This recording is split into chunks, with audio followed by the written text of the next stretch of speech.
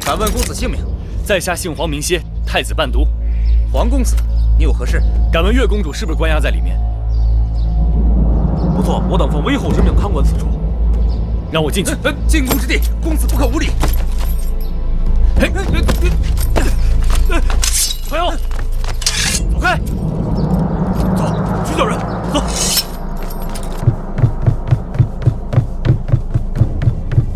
月儿，月儿，月儿，月儿，子歇，你怎么了？别怕，我这就带你走。子歇，起来。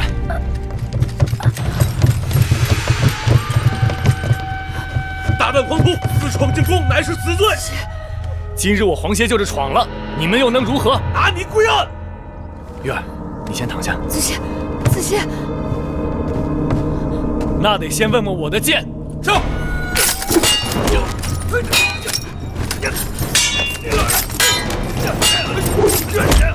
小心！小心，子歇！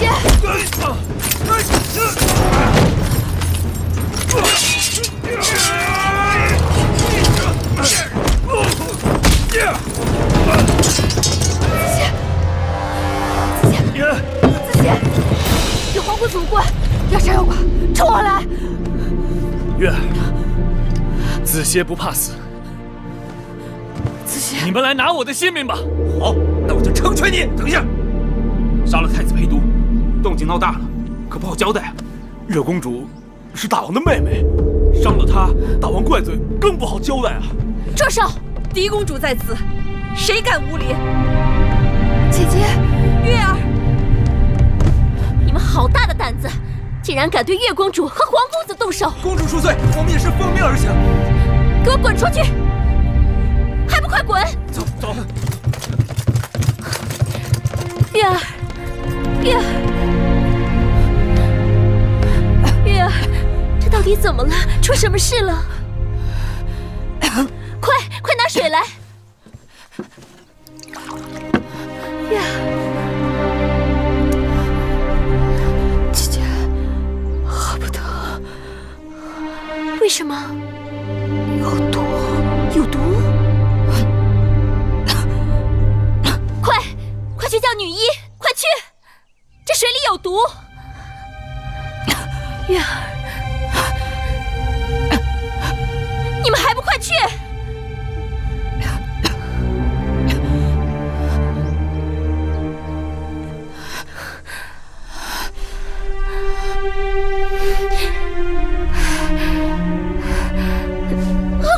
苏公主，姐姐，不能喝！姐姐，出去告诉外面的人，说舒公主饿了，吃了这里的东西；舒公主渴了，喝了这的水，随他们怎么办吧！快走！月儿，好苦呢！月儿，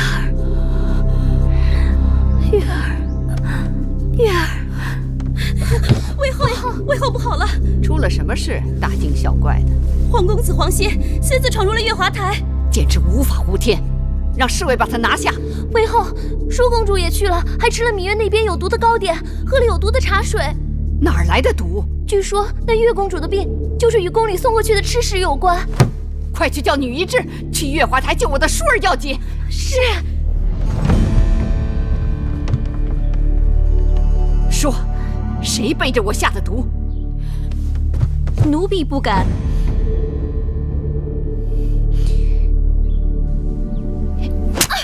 你鬼迷心窍了！母后，婴儿只是恨那芈月，除了忤逆您，还狐媚黄公子，教坏了舒妹妹。如果她不在了，不是给您取了块心病吗？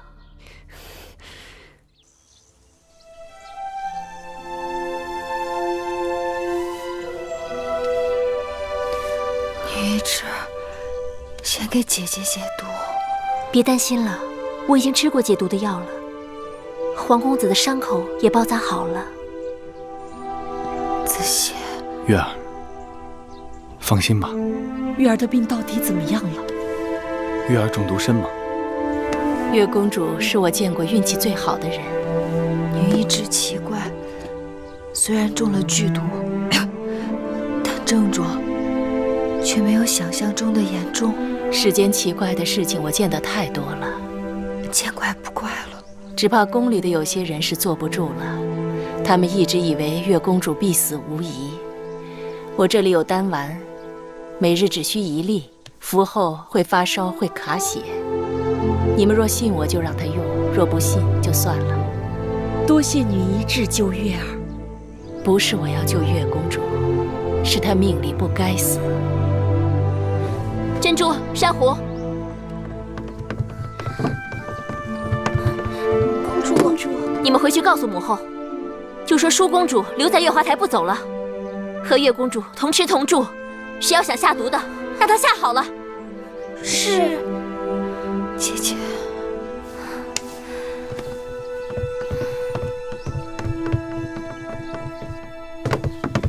微后，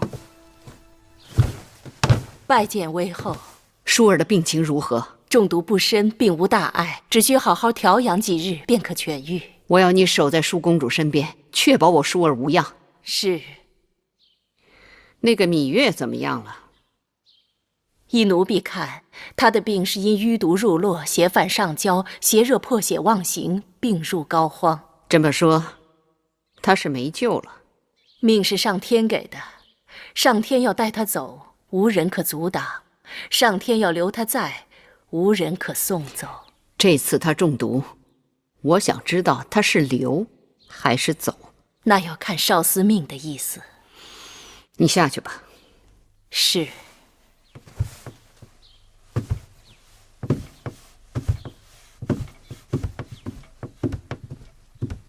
微后，舒公主说，即便她病好了，也要留在月华台与芈月同吃同住。由她去吧。你告诉下面，衣食住行不可怠慢，给我好生伺候着。若有半点差池，我让他们都去死。是。因儿那丫头有点走火入魔，你们给我留点神。奴婢明白。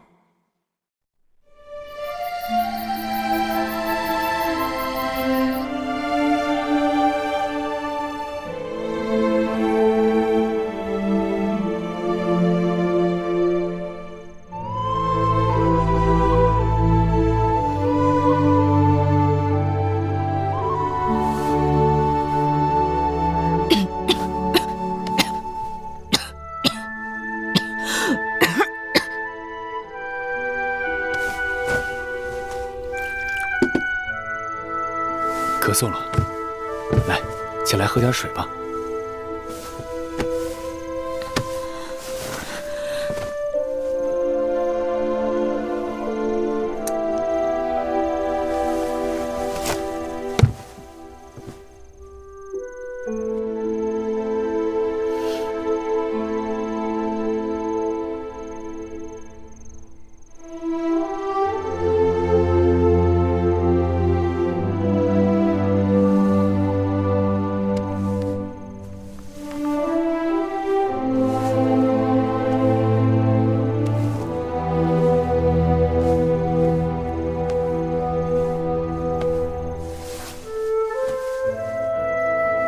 睡吧，我陪着你。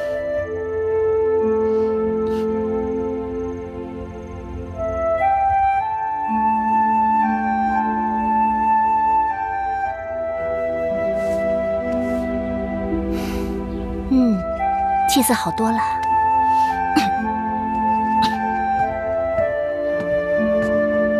舒公主，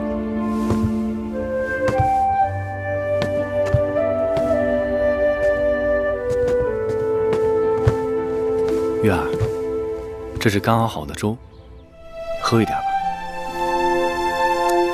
我来喂你吧。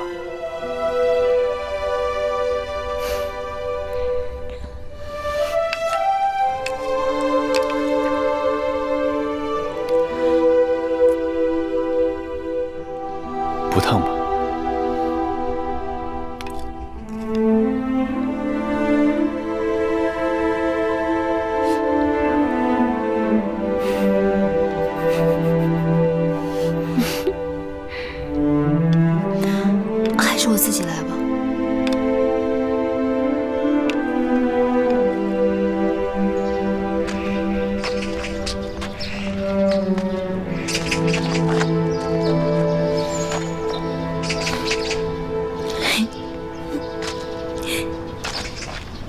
月儿笑什么？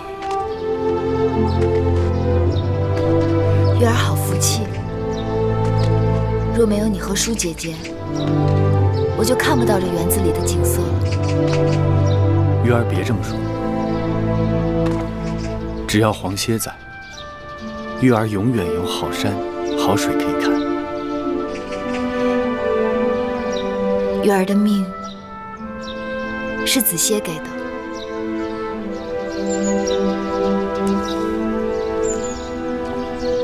月儿就是子歇的幸运。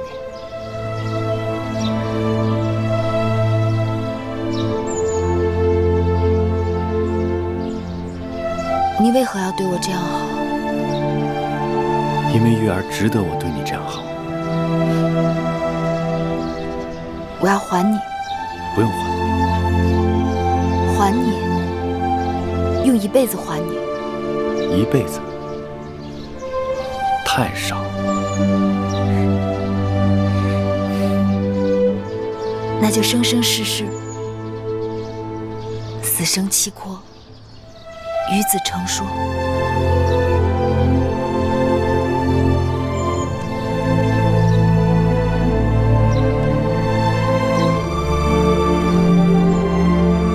执子之手，与子偕老。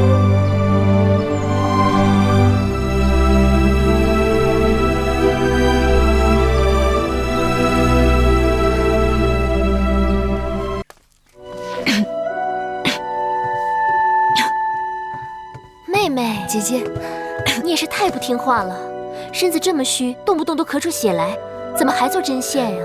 我今日觉得精神好多了，想做个香囊给子歇。往后的日子还长着呢，不在这一日两日的。我能活到今日，全靠姐姐舍命相救。这次若没有你，净说傻话。上次我被蛇咬，妹妹不也是舍命相救吗？在我心里，我觉得我永远都是欠姐姐的。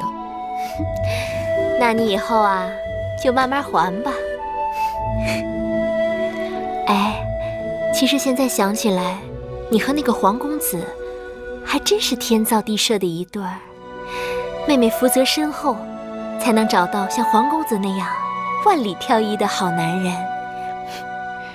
姐姐别急，姐姐是月儿命中的贵人，月儿为了答谢贵人，定会想法子尽力成全姐姐的姻缘。数你嘴甜。好在你我都各有心上人，不然姐姐定是抢不过你的。姐姐放心，只要是姐姐的心上人，我定不会与你抢。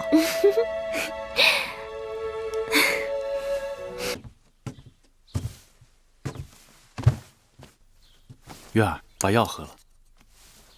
子歇，告诉我实情，我几次要你陪我去见魏美人姐姐，你都屡屡推诿，为何？那魏美人，还是不要去看了。姐姐怎么了？她因为开罪了大王，被大王割掉了鼻子。啊？怎么会这样？据说是南后因为争宠设下的圈套。可不管怎样，大王都不该如此蛮横。魏姐姐，她也是王侯之女，怎可视如草芥？这宫中的女人，哪个不是诸国权势权衡的赌注？即便身为公主、王侯之女，谁又能左右自己的命运？只是这魏美人的遭际，实在让人扼腕叹息啊！若是没有美人姐姐援手搭救，我的命早就没了。可如今姐姐遭难，我却束手无策。估计宫中只有你在真心为她难过。多少人都认为，只有别人死，自己才能活。今日是他人死自己活，明日就是自己死他人活，有什么区别？我不要过这种日子。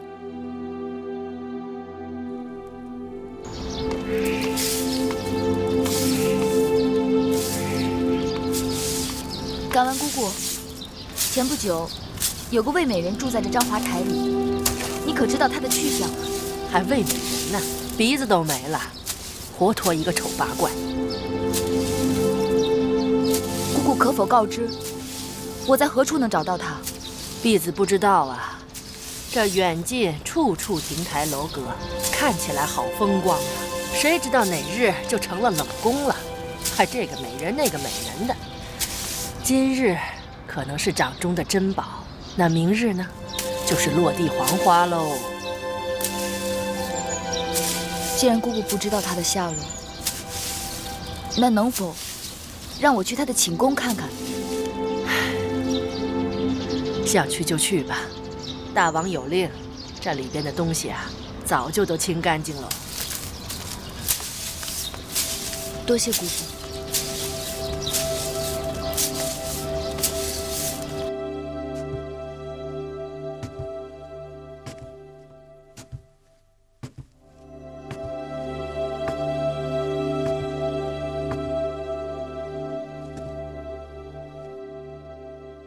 张子，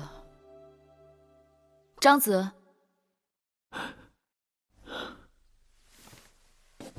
张子，你怎么会在这儿？月公主，昨日魏美人在冷宫自杀死了，在下特意来祭奠她一下。唉。这不，看到他留下的牌箫，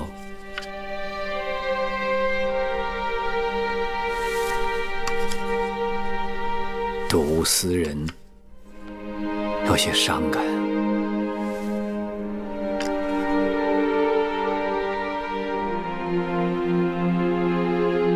月公主，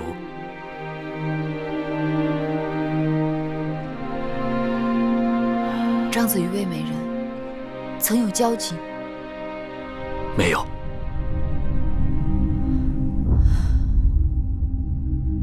张子何时变得如此多愁善感？虽说魏美人与在下素昧平生，但魏美人毕竟是因我而死。不是说那是南后郑袖的手段吗？给南后出谋划策的正是在下。张子，魏美人与你无冤无仇，你为何要害她？并不是张仪要害一个弱女子，只可惜她是屈原和朝阳镐合纵联盟的一枚棋子。就算她是棋子，又碍你何事？张仪与人有过约定，不得不借魏美人鼻子一用。卑鄙！卑鄙的不是张仪。魏王和朝阳深知楚王贪图酒色，将魏美人送进楚宫，曲意奉承，他们才卑鄙。张子，我和姑姑当初搭救你，是把你当成了君子。张仪做事有谋略，讲黑白，但从来都不是君子。我知道，月公主在气头上，此事说什么都无用。但希望将来有一日，月公主能明白在下这份不得已。好，这不用说了，你我交情到此为止，再无需交往。月公主，请转告舒公主，秦王已经带着聘礼回到郢都。舒公主难道不想和秦国大王再见一面，互诉衷肠吗？见不见，关你何事？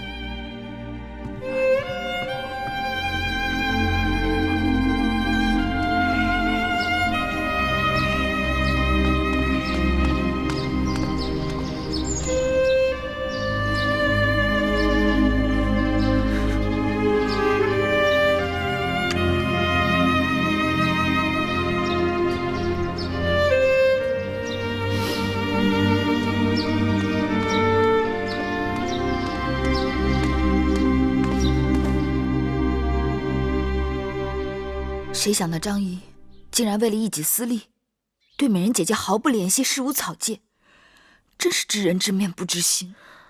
那个张仪真的说秦王已经回到郢都了？好像是。我就猜到他会回来的。他真是至情至性之人。张子真的说秦王回郢都是为了给舒儿下聘礼？除了舒姐姐，这楚宫当中，谁还能入得了秦王之眼？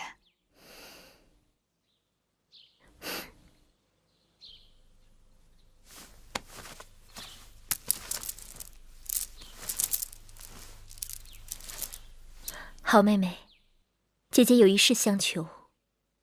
你说。既然秦王对我有情，那我也应该让他知晓舒儿的心意。姐姐是要私传信物给他？小声点儿。照理说，妹妹还未痊愈，不该劳累妹妹的。我不累，不就是替姐姐出宫一趟，去见那个秦国老伯吗？你老伯老伯的叫，好像他真的很老似的。不老不老，他不老，他与姐姐郎才女貌，天造地设。好啦，妹妹答应你就是了。好妹妹，这件事情干系重大，我该如何谢你才好啊？你我之间若用得着谢字，那便生分了。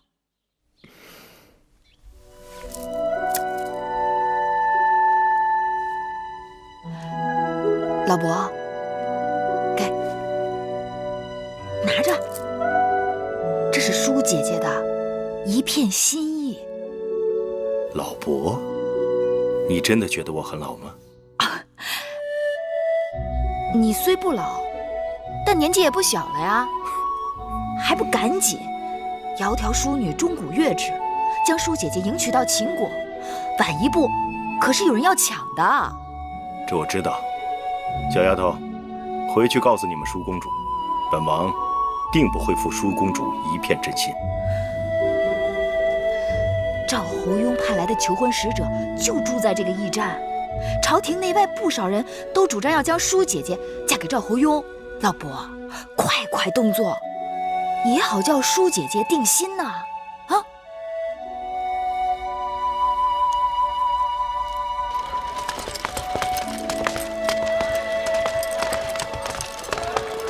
这就是赵国派来的使者。是。公主慢走，望公主下次再来。秦王不必相送，告辞。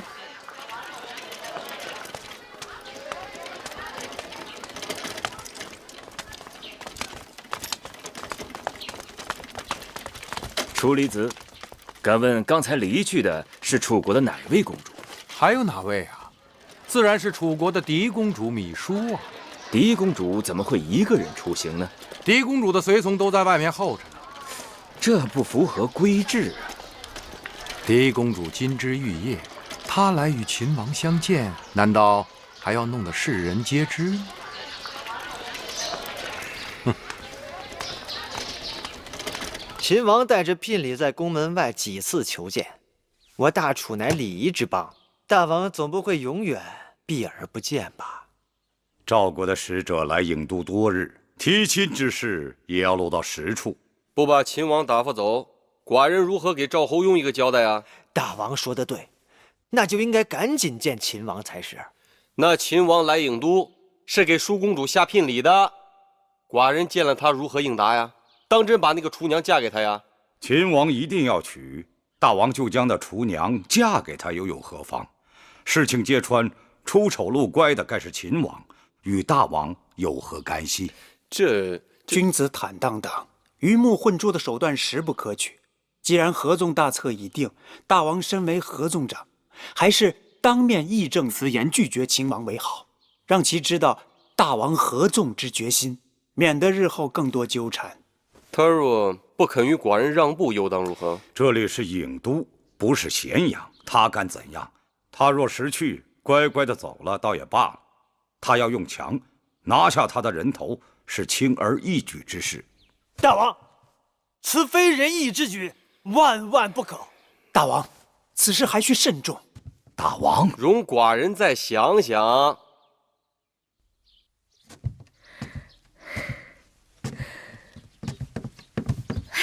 妹妹，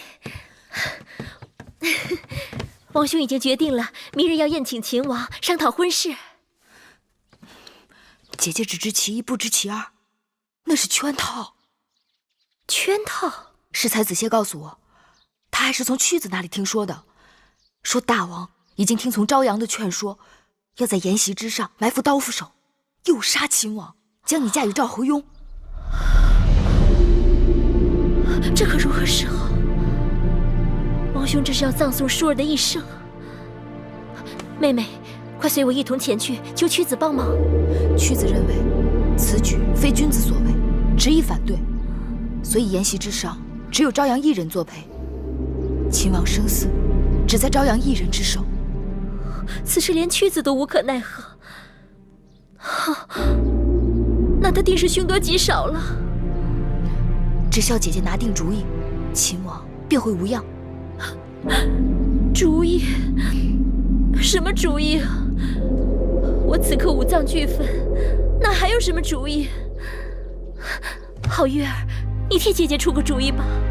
月儿想，秦王若不去赴宴，他们就拿秦王无可奈何了。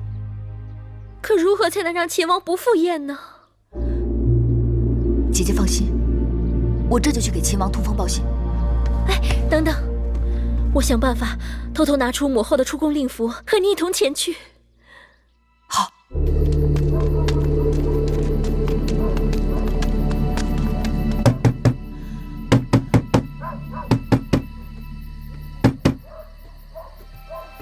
谁？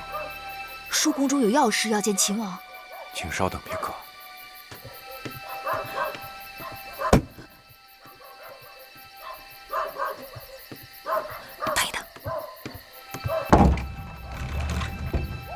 公主请进，王兄已在等候了。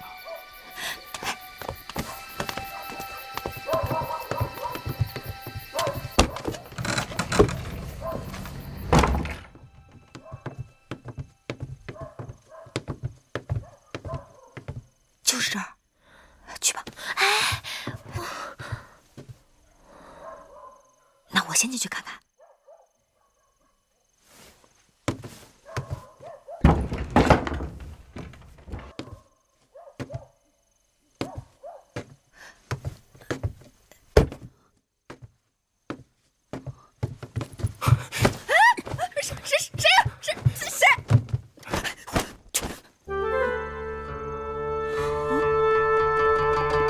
老伯，不是说是舒公主吗？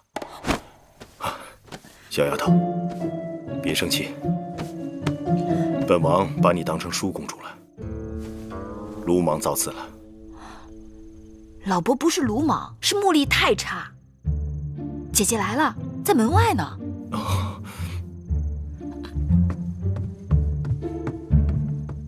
姐姐，走。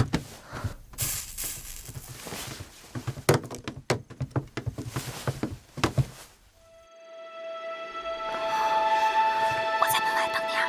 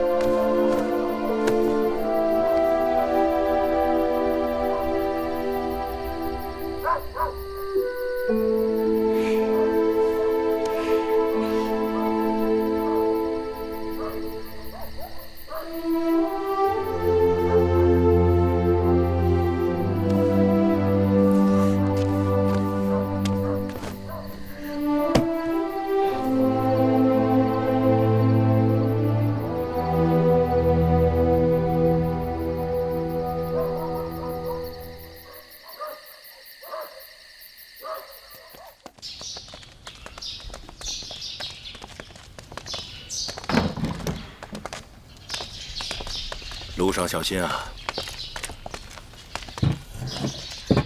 大王放心吧。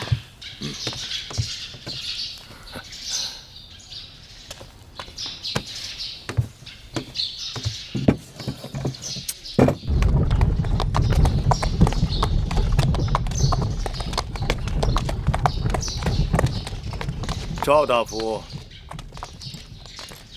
赵大夫为赵侯雍求婚，已在郢都滞留多日。今日楚王设宴，与寡人商议第一公主芈姝的婚事。赵大夫何不一同前去？楚王跟你谈婚事，关我何事？诧异，第一公主身边有几个婢女，都是绝色的。赵大夫可以请求楚王将其中一个婢女许配给赵侯雍。你，赵大夫刚才已经亲睹楚国嫡公主的容颜，既然无法娶到嫡公主，退而求其次，并不难看。告辞了。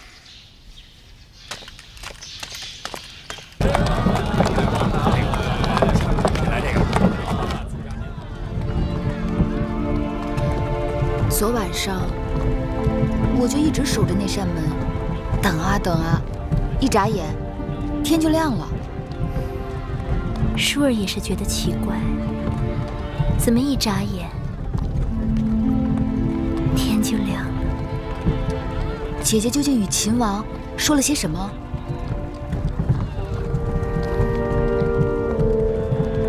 难道姐姐没有劝说秦王今日不要赴宴？说了，可他说要光明正大娶我为后，所以一定要亲自面见王兄。秦王热血男儿，值得姐姐倾慕。不过昨日一夜未归，万一魏后追查起来，姐姐该如何回复？秦王愿为舒儿豁出命来，我眼下哪还顾得上那么多？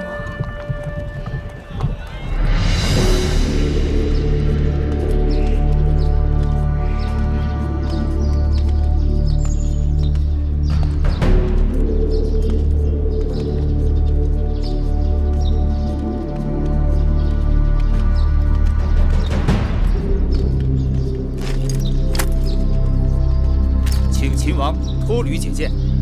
剑为男人之胆，身为秦王，剑不可离身。无妨。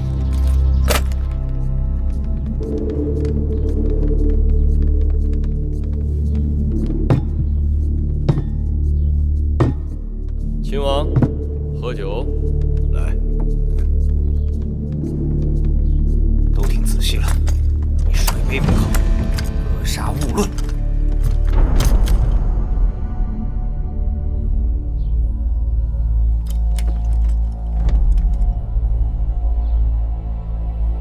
本王上次进咸阳，就听说了一件事。何事？听说楚王常年患有隐病，因难于向世人启齿，无法根治，是楚王心中一块痛处。秦王，你什么意思？楚王听我把话说完，但本王却以为，楚王所谓隐病，也许正是楚王天生异禀之处。此话怎讲？楚王可曾听说过，我们西北有种兽类，叫香獐子。雄獐子天生香囊，其香气让雌獐子苦追不舍。楚王身上气味奇异，不正好雄冠楚宫吗？真有此事？本王这次特意为楚王带来了麝香，都说这东西若做成香囊，挂在身边，会让男人威力倍增。楚王不妨试试。秦王，本王一定试试。楚王好客，特意设宴宴请本王。本王早就听说楚王酒量无敌，所以先敬楚王3杯。有朋自远方来，不亦乐乎？干！且慢，这杯酒，本王是要为楚秦联姻，你我从此一家而庆贺。大王，秦王此话不妥。楚国与秦国何时联姻了？对啊，秦王，你与我楚国何时联的姻呢？寡人就是在这大殿上向楚王请求迎娶嫡公主芈姝，楚王当场承诺，并请出芈姝与我相见。不过才2月有余，楚王忘记了吗？此事寡人自然是没有忘记。可那日秦王见到的只是我楚宫的一名普通厨娘，并非是嫡公主芈姝。若秦王真的一味索讨，那寡人只好把那个厨娘给你了。君无戏言，本王一直都是向楚国嫡公主芈姝求亲，楚王答应的也是将嫡公主芈姝嫁于本王。芈姝明明是大王之妹，今日怎可随意拿个厨娘来搪塞？这联姻之事，你情我愿，秦王这是要强讨硬娶了。怎能说是强讨硬娶？是你们有言在先，言而无信。明明说好的是嫡公主芈姝，怎会变成一个厨娘？久闻出离子，能言善辩，伶牙俐齿，佩服，佩服。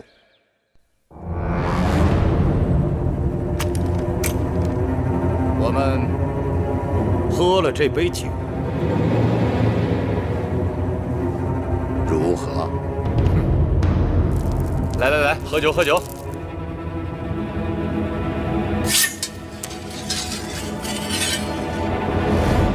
等等，令尹大人真会说笑。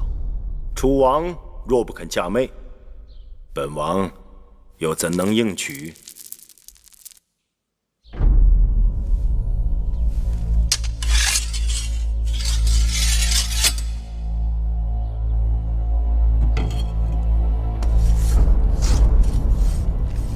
楚王，这把刀太钝了，看来要用上本王的这把匕首。楚王，要我来帮你吗？秦王不必客气。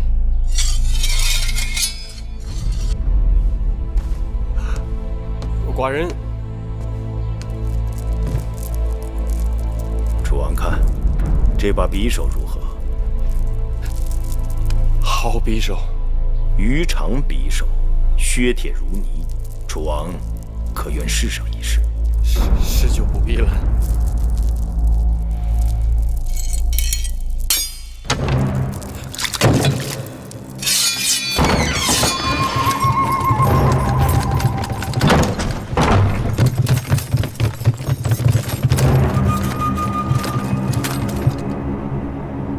楚王，你这是要拿本王的命吗？寡人的本意是，楚王为了悔婚而杀秦国之君，楚国即成为秦国勇士之仇人。杀人一时，结仇百世，楚王以为值得吗？楚王言而无信，翻脸杀人，为世人不齿。来日，楚王又如何面对诸国国君？秦王，这是个误会，误会。本王知道这定是误会。若不是误会，刀剑无眼，只怕本王性命还在，楚王的性命却没了。赵阳，秦王，这里是郢都楚宫，不是你咸阳大殿，不得无礼。明明是你等埋伏了刀斧手，剑拔弩张，无礼在先。楚离子，不用再说了。楚王诚意邀请本王赴宴，商谈联姻大事。既然早晚都是一家人，何必过分计较？冤家宜解不宜结，为何这些人还留在大殿之上了？赵阳，寡人有贵客在此，这是要干什么？你们这些丢人现眼的家伙，都给老夫滚下去！还不快滚！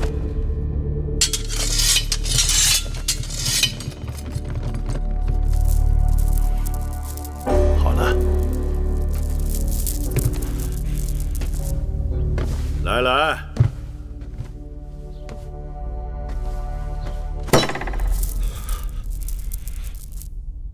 让本王再敬一杯，祝楚王在诸国君王之中拔得头筹。本王知道，楚王一向对我汉中商於之地情有独钟。若楚王愿促成秦楚联姻，那么这商於之地好商量。什么？秦王此话当真？当然是真。本王对舒公主倾慕已久，望楚王成全。舒公主出嫁之事不宜再谈。眼下楚国正准备与吴国结盟，大王前不久刚应允了赵侯雍的求亲。楚国只有一个嫡公主，总不好一人许配给两国。是啊，秦王，此事寡人的确是为难。大王，晋上晋大夫有要事要禀报大王，让他在大殿外等着。晋大夫说是要事，等不得。什么事儿如此慌张？让他进来。是。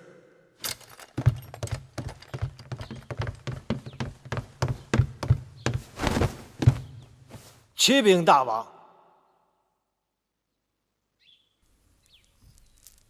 晋上有什么话赶紧说。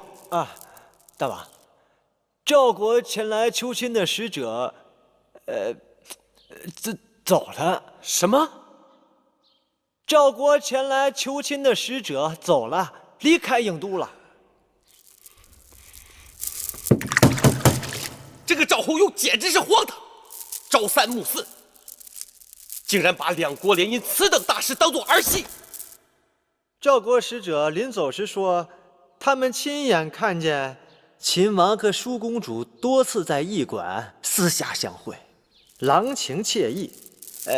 既然秦楚交好，外人怎能过分勉强？一派胡言！寡人的王妹舒儿，自幼乖巧贤淑，怎会与秦王做出那苟且之事？除非是赵国有。老夫担保，那赵国使者并非无中生有之人，必定是有人使诈。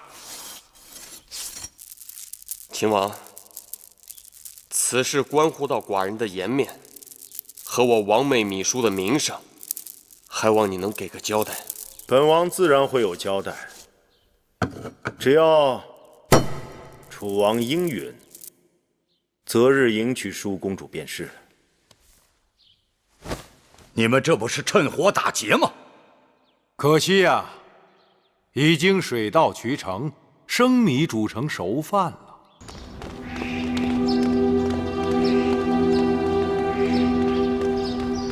两位公主，请留步。谁敢阻拦嫡公主，小心你们的脑袋！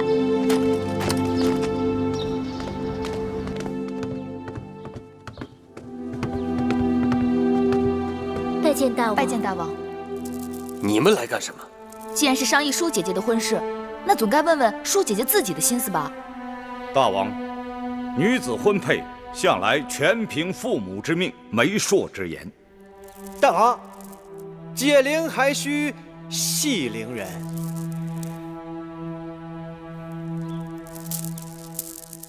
好，淑妹啊，寡人今日就当面问你一声：秦王嬴驷三番两次来我楚国求亲，声言非你不娶。可这秦国千里迢迢，道阻且长，王兄认为你一定不会愿意嫁到那荒僻之地的，所以正打算替你做主。大王恕罪，此事还是由舒儿自己做主吧。你说什么？求大王体恤兄妹亲情，成全舒儿与秦王的姻缘。楚王，这第3杯酒，就祝本王与舒公主百年好合，子嗣绵延，如何？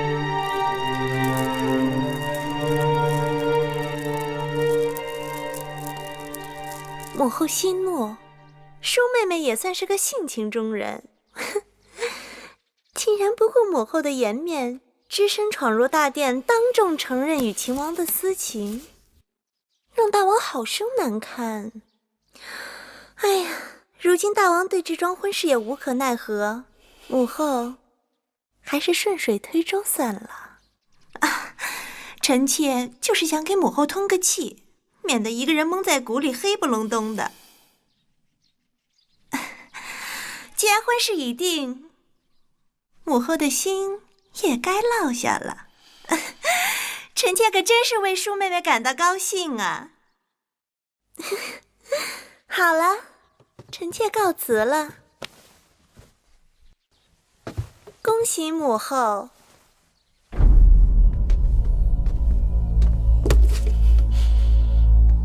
气死我了！真是气死我了！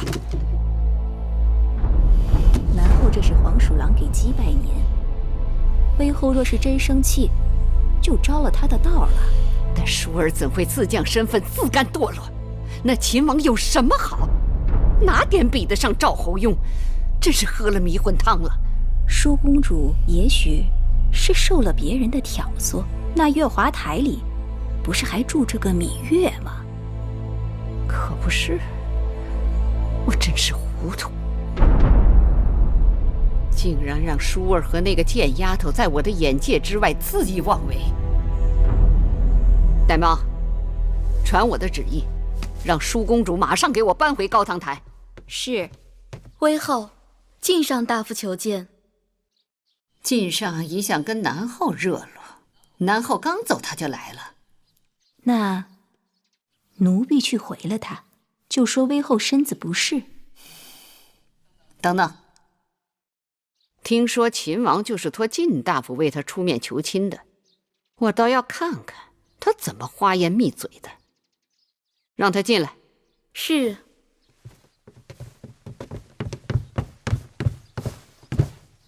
拜见威后。免礼。谢威后。听说晋大夫近日为楚秦联姻之事忙碌得很，今日怎会到我这里来？微臣是给威后道喜来了。喜从何来？秦王久慕舒公主贤德美貌，愿以倾国之力来迎娶。舒公主乃威后掌上明珠，秦楚联姻岂不是喜事一桩吗？我看中的贤婿不是秦王，晋大夫道喜走错门了。赵侯雍虽好，但与秦王相比，却有缺失。此话怎讲？赵侯雍来楚国提亲，是为了合纵；大王曾允诺婚事，也是为了与五国联盟。臣以为，五国联盟貌似强大，实则人心不齐，不堪一击。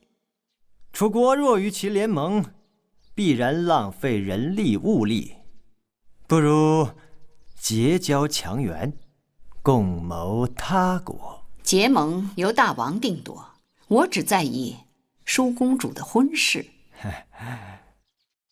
这婚事和结盟之事同理，五国联盟尽其力，只相当于一个楚国。然而，五国人心涣散，只可当半个楚国。秦国国力雄厚，与楚国不相上下。若与秦国联姻，强强联手，便可无敌于天下。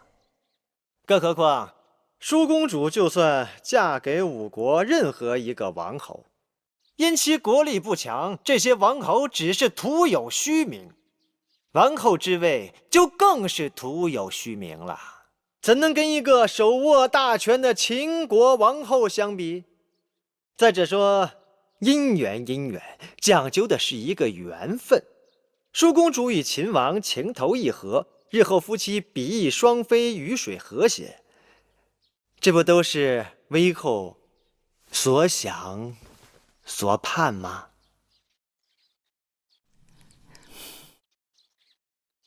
你虽把那秦王说的百般之好，可那秦国荒蛮，秦人粗鲁，舒公主要是嫁过去，怕是要吃苦头的。好与不好，要问舒公主的心意。耳听为虚，眼见为实。微后何不找个机会，亲眼见一见秦王？到时便知微臣所言句句是真。我就信你一回。5日后是郢都祭祀少司命大典，舒公主会献舞少司命，到时我和大王都会去。我会让大王宴请秦王，秦王的人品和谈吐如何，我一望便知。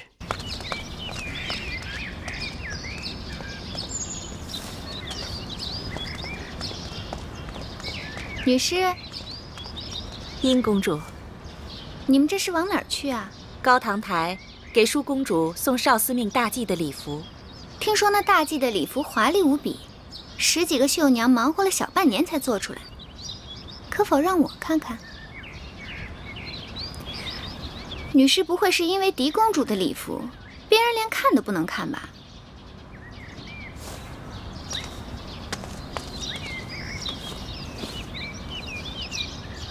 好漂亮啊！这是微后特意让织房中最好的织女用金线和翠羽编织数月而成的，上面还镶了那么多上好的珍珠。为了少司命大祭之舞，实在过于奢华了。因少司命是庇护我大楚妇孺，使大楚人丁兴旺的神奇。为了大祭，无论多么奢华，都是对神灵的敬意。更何况，大祭历来是由身份高贵的女子作为主祭。今年微后有意让舒公主在大祭之日领跳少司命祭舞，这礼服当然是要好上加好了。那大祭之舞的伴歌领唱，该是太子恒吧？原先微后属意太子恒，但南后说不好，南后看中的人，微后又说不妥。这不，屈子出面，刚刚定下了公子歇。黄歇？正是，公子歇是屈子的爱徒。九歌又是屈子之作，选择公子歇也算是度身定造。原来是黄歇。我等有要务在身，殷公主请自便。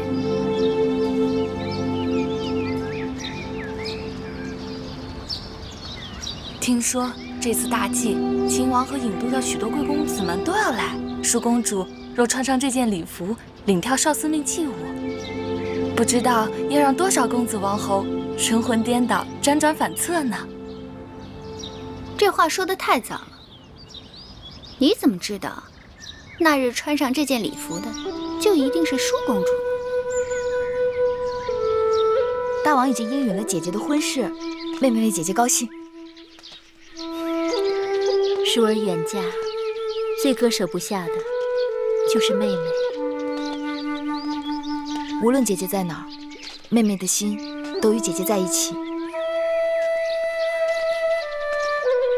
按照祖制，我出嫁时是要有姐妹宗族作为陪嫁，和我一同去的。姐姐，你想让我做你的应试，跟你一同去秦国？你一定不愿意，对吧？对，我不去。也确实委屈了你。哪个女人不想嫁给自己心仪的男人，不想成为正室？我娘亲就是应妾。我从小到大，听到别人嘲笑讥讽我最多的，就是我娘亲的卑贱。我绝不让自己成为应妾，让我的儿女受到欺辱。姐姐知道我的，宁为玉碎，不为瓦全。更何况，我与子歇早有盟誓。可是母后对你一直耿耿于怀，上次月华台下毒之事也草草了结，并未追查真凶。我担心你留下来，害你的人是不会罢休的。此事我也惶惑。惶惑何人害你？惶惑，他为何一定要害我？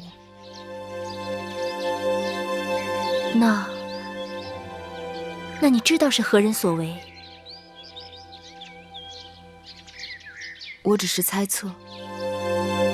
姐姐对我如此之好，我真的情愿不是她。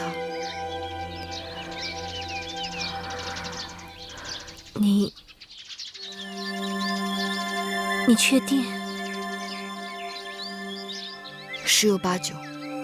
其实根本用不着她动手，她仅仅示意就够了。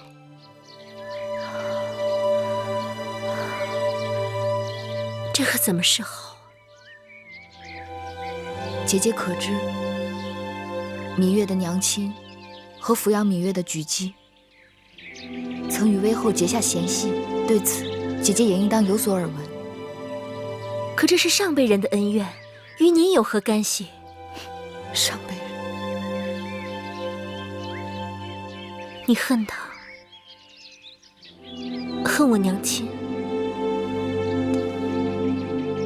说恨，伤你的心；说不恨，伤我的心。可她毕竟是我的亲生母亲，是你的母后。看在我们姐妹情分上，原谅她吧。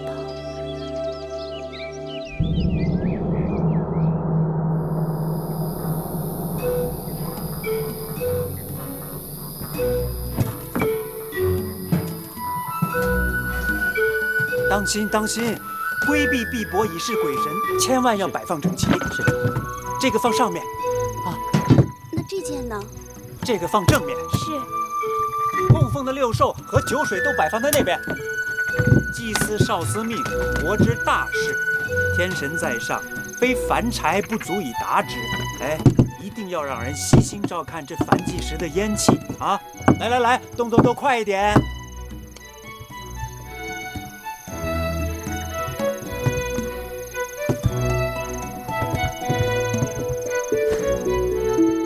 皇公子，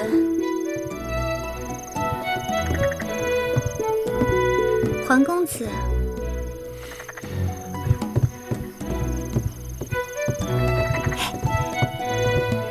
月儿，舒公主，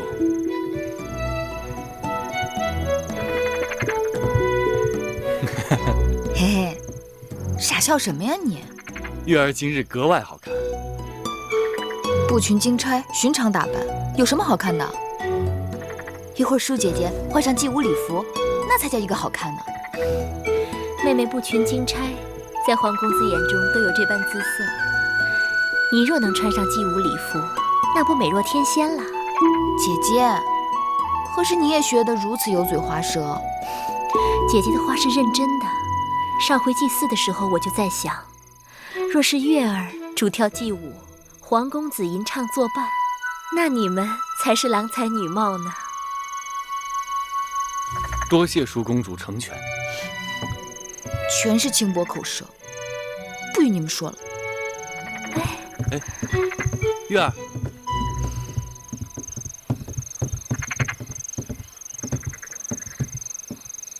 其实他心里是有你的。皇歇只是想讨个今日的彩头，祭舞之后，恳求大王把月儿许配给我，望少司命庇佑，天遂人愿。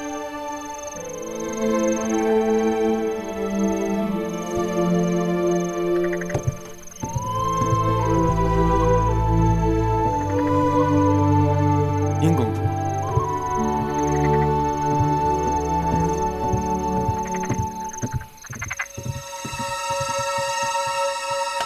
殷公主，这壶中便是公主要的北域雪梨酒。这公主答应的酬劳，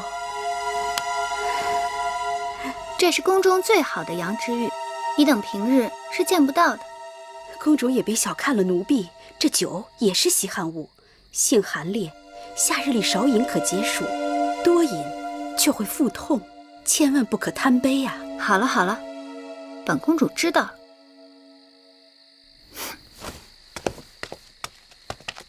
你见到舒公主今日要穿的那件祭祀舞服了吗？见到了，美的无与伦比。姐姐，刚才你与子歇说了些什么？不告诉你。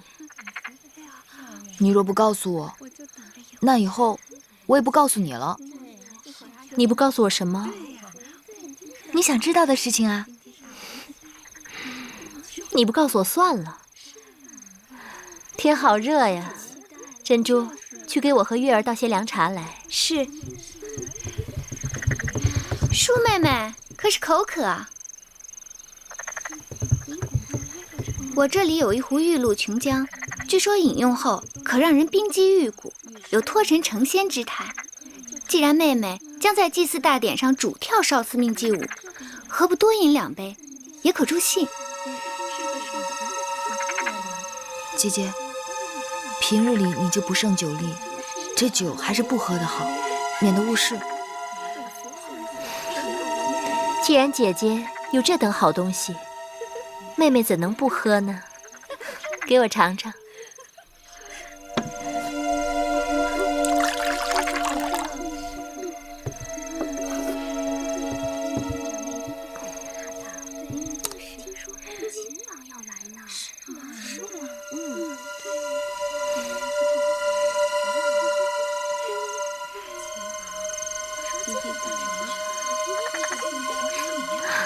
真是甘甜如蜜，清凉入骨啊！